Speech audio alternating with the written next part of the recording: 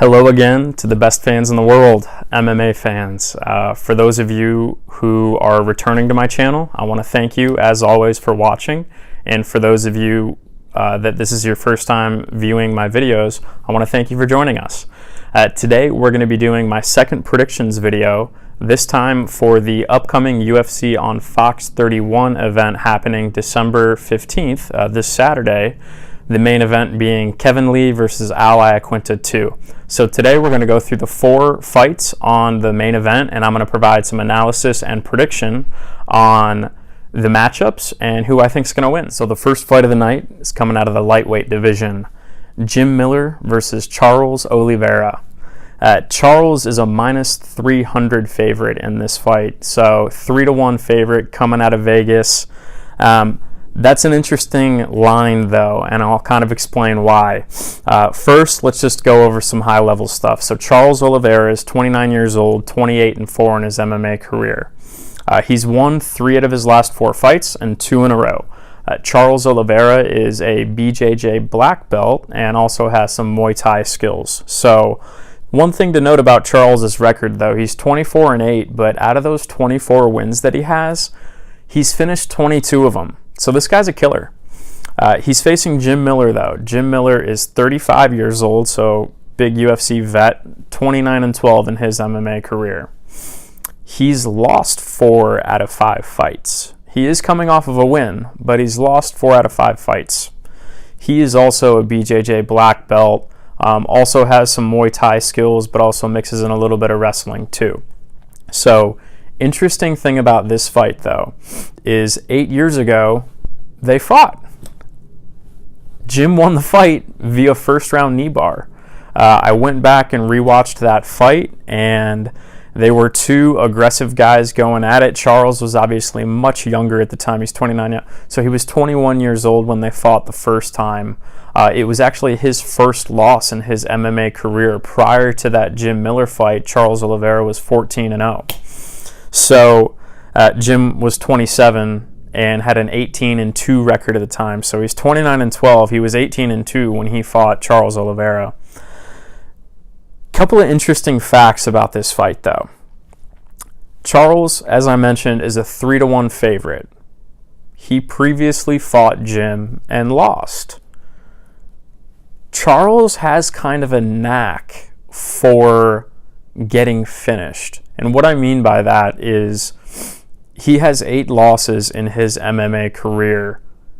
7 of those he was stopped by either knockout or submission.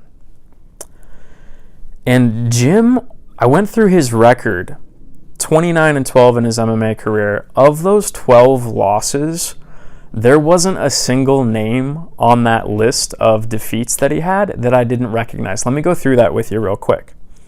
The 12 losses in his career, in order of loss: Frankie Edgar, Gray Maynard, Benson Henderson, Nate Diaz, Donald Cerrone, Beneil Dariush, Michael Chiesa, Diego Sanchez, Dustin Poirier, Anthony Pettis, Francisco Trinaldo, and Dan Hooker, who we're going to see on this card later in the night.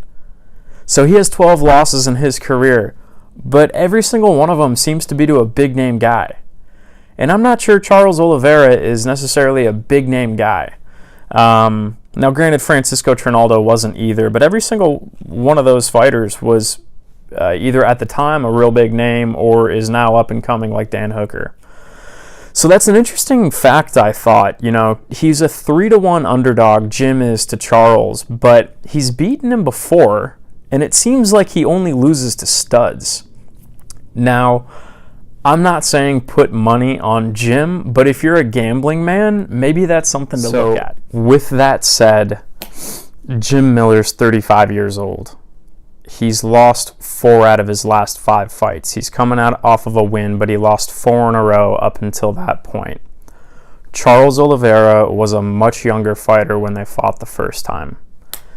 I think that Charles is out for revenge, and I think that Jim Miller is fighting to not lose, if that makes sense. So I'm going to make a prediction here. I think Charles Oliveira is going to win by second round submission. Second fight of the night's coming out of the bantamweight division. We've got Rob Font versus Sergio Pettis. Rob is a minus 165 favorite in this fight. Sergio plus 145. So, high-level overview of both of the fighters. Rob's the 11th ranked bantamweight in the world right now. 31 years old, 15-4 record overall. Sergio Pettis is the number 2 flyweight fighter in the world right now. So he's moving up a weight class for this. Normally a 125-pound fighter, moving up to 135. Sergio's 25 years old and 17-4 overall in his MMA career. So both of these fighters are 1-2 in their last 3 fights, and both coming off losses. So they've got something on the line here. You know, they don't want to go 3-4 in their last 4 fights. The winner's going to go to 500, 2-2, but the loser's going to lose, 3 out of the last 4 fights. So they've got a lot on the line here. But let's take a look at their records in more depth. 2 sort of totally different fighters stylistically. Rob's sort of a killer, and Sergio is more of a point fighter. And what I mean by that is Rob being 15-4 in his MMA career, of those 15 victories, 11 have come by way of knockout or submission, so more of a killer.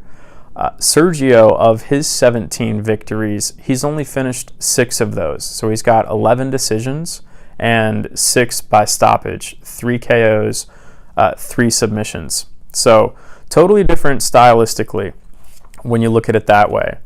As I mentioned, both of them are 1-2 in their last 3 fights, but if you take a look at the last 7 wins of Rob Font's career, he's finished all 7 of those fights. So other than those 2 losses that he's had recently, he's kind of on a roll. When he wins big. He mixes it up well too. I was watching some of his previous fights today, and when he tastes blood, he goes for it, man. And he mixes it up well with punches, elbows, knees. He does a good job. Sergio, solid skills, solid technique, but he's not what you would really consider dangerous like Rob is. Sergio's a black belt in Taekwondo, black belt in kickboxing, and a purple belt in Brazilian Jiu-Jitsu. So a really well-rounded fighter, but his pathway to victory in most of his fights, and definitely in this fight, is outscoring his opponent. And I see him having issues with that in this fight. As I mentioned, he's moving up a weight class, and he's more of a point fighter. Even down at the 125-pound division, he's not what you would call a killer. So moving up a weight class and facing who I would consider a killer, not at that elite level, but he's the 11th ranked bantamweight in the world, and when he tastes blood, he goes for the kill. And so if he's going to outscore Rob in this fight, he's going to need to close the distance often and land strikes often, or take him to the ground and control him. But Rob's a much bigger guy than Sergio, so I really think he's going to have some trouble with that. So if he closes the distance to try and outscore Rob, I think he's just going to taste his power, and I think he's going to do it early. I think his game plan is to be the more active fighter, scoring more points, and I think he's going to come out in the first round and try and do that. But I think as soon as he closes that distance, he's going to taste Rob's power, and I think it's really going to interrupt his game plan. So with that said, I'm going to make a prediction on this fight. Sergio's a tough guy, and he's been tough to finish down there at the flyweight division. He's a tough out. Rob is a killer, though, and I think that throughout this fight, on a couple of occasions, he's going to get Sergio in trouble. I don't think he's going to overwhelm him the entire fight. I don't think he's going to dominate Sergio in this fight, but I think that throughout the 3 rounds, there's going to be at least 1 or 2 occasions where Sergio's in trouble. But I don't think he's going to finish him. I think it's going to be a unanimous decision for Rob Font. Okay, guys, I apologize for the change of scenery again. I'm actually in Chicago right now on business, so I filmed the previous 2 predictions for the first 2 fights in my hotel room last night, and then had to go out for dinner, had a couple of drinks in the belly, and decided that maybe it wasn't a good idea to come back and wrap the video up last night in my hotel room. with a few drinks in the belly, although maybe that would have been kind of funny. So here we are the next day. I'm here in a conference room. We just wrapped up a meeting, and so I thought it'd be a good time before my flight back to DC to do these two videos here. So let's get on with it. The third fight of the night is out of the lightweight division. We've got number 5, Edson Barboza, versus number 14, Dan the Hangman Hooker.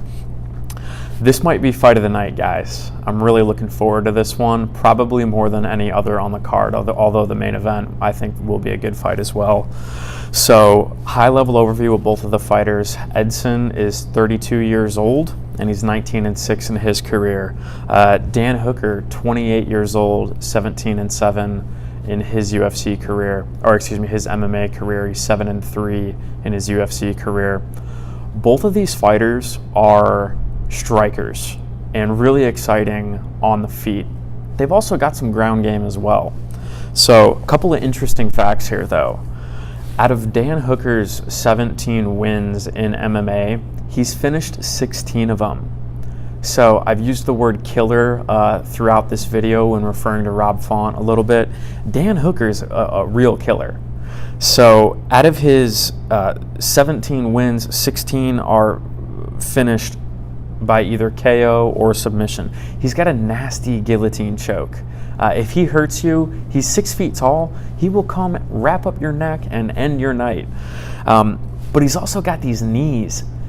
He's finished 4 fights in a row. He's on a 4-fight win streak. 3 of them were by knockout. 1 of them were by submission.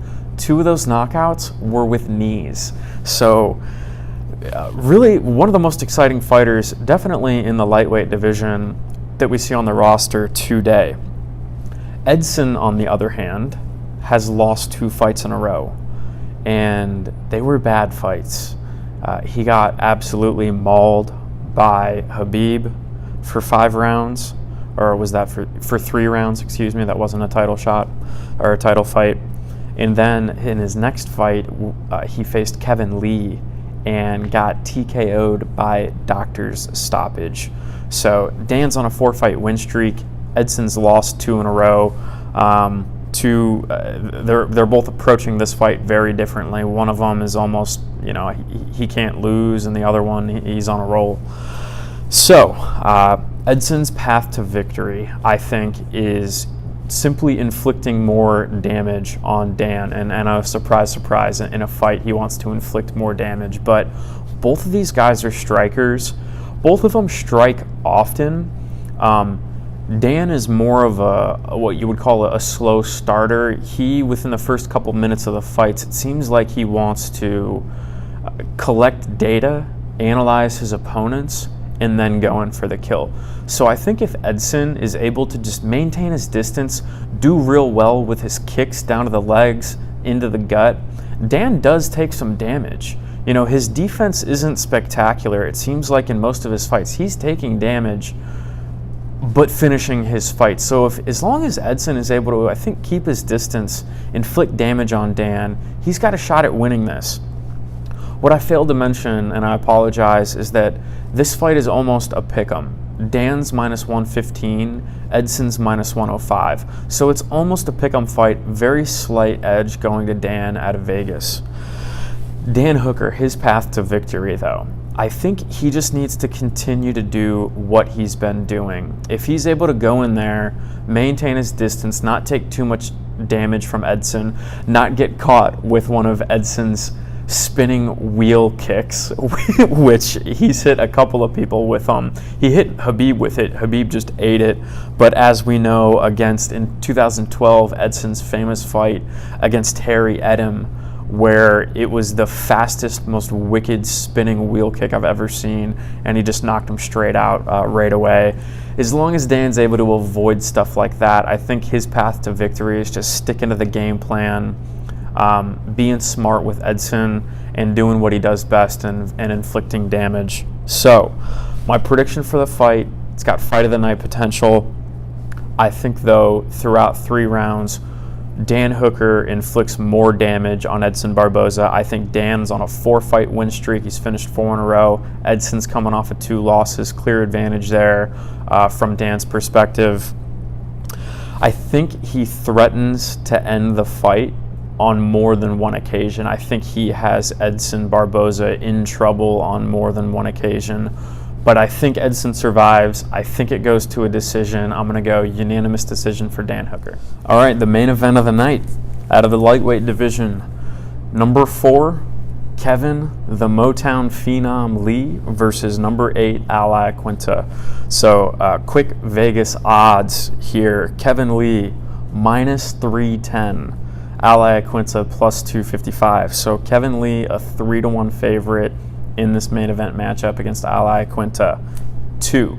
This is the second time that these guys are fighting, and I'll touch on that in a second. So Kevin Lee's 26, 17-3 in his MMA career. Iaquinta, 31 years old, 13-4 in his MMA career. Both these guys are pretty good wrestlers. Kevin's definitely got the advantage there in wrestling. He was an All-American at Grand Valley State University.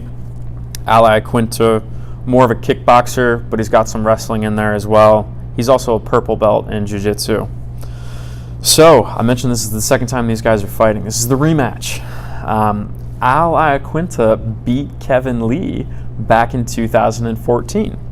This was he beat him by a unanimous decision. It was Kevin's first fight in the UFC. He lost to Iaquinta. He was 7-0 entering that fight, but this was a really young Kevin Lee. He was 22 years old at the time. Al was 7-2-1 at the time, and he was 27.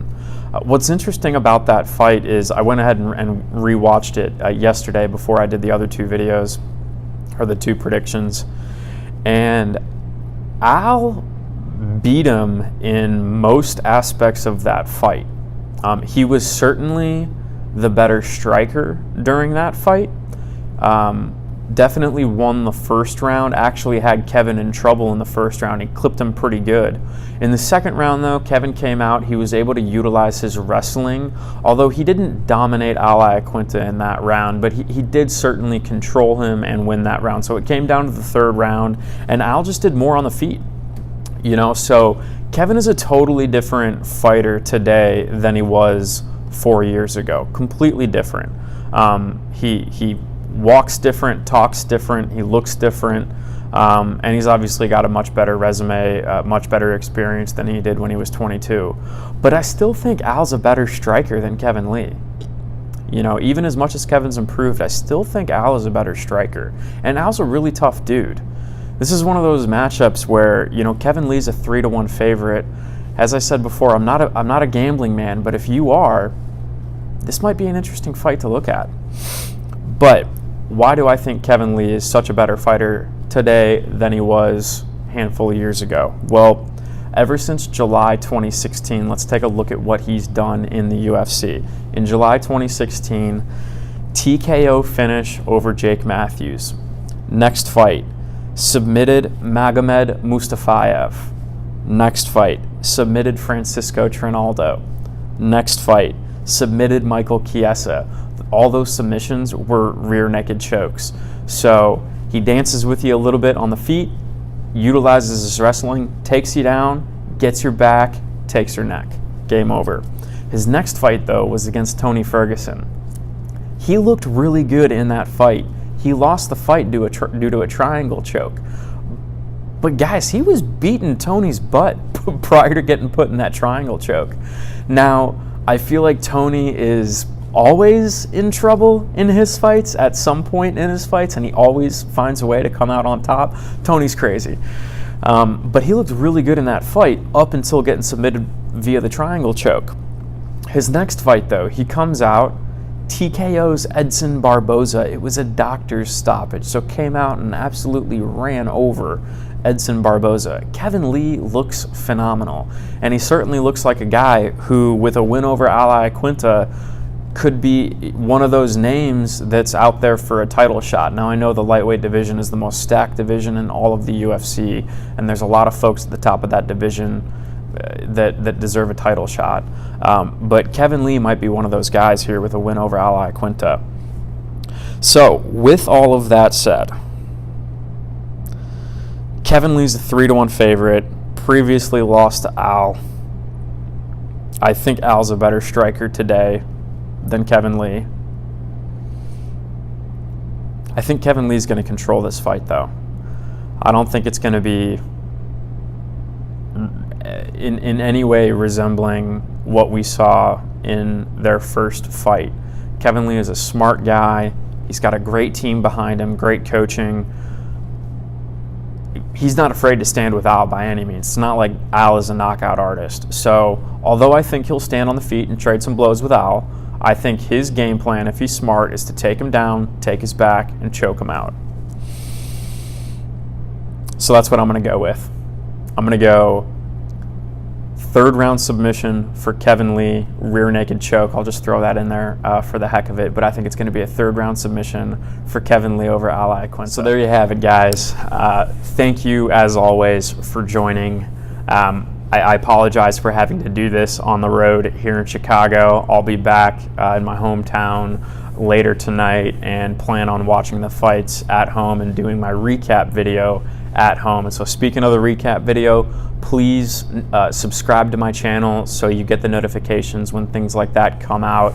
We've obviously later in this month on December 29th, we've got UFC 232, John Jones, Alexander Gustafsson, Chris Cyborg, Amanda Nunes. Amazing card. Absolutely going to be doing a predictions video for that, but also a recap video to this card. So please like and subscribe.